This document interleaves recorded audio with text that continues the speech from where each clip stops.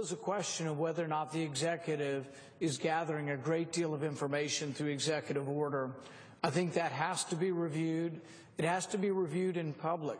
Joining me now is the man leading the fight against the Patriot Act and the NSA surveillance program, the author of the upcoming new book out on May 26th, Taking a Stand, Moving Beyond Partisan Politics to Unite America, 2016 presidential candidate, Kentucky Senator Rand Paul.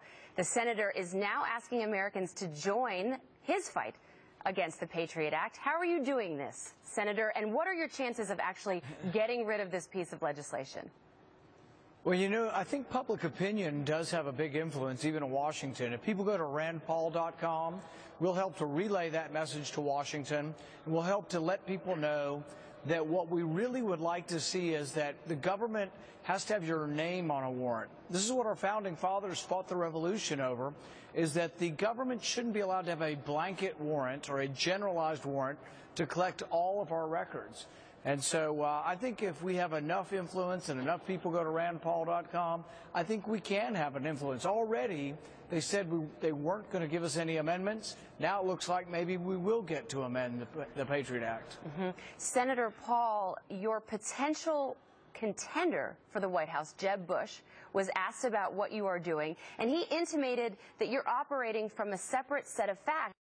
And, of course, he's defending his brother's legislation, but he said there isn't a shred of evidence that anyone's civil liberties have ever been violated. How do you respond?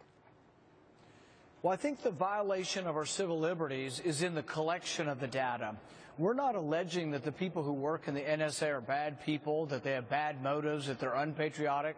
We're just alleging that the government on occasion has historically abused the rights of citizens. We did it during the civil rights era to civil rights leaders. We did it during the Vietnam era.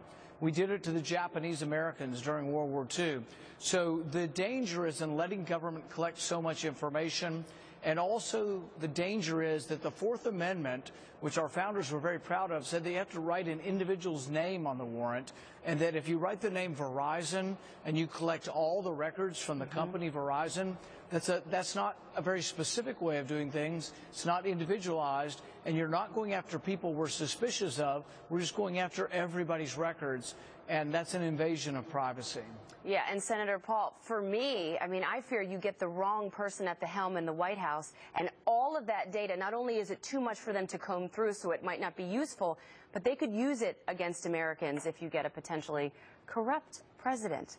Senator Paul, thank you for joining. Yeah, that's right. That's right. Senator Paul, good luck with your effort. Thanks for joining. Thank you.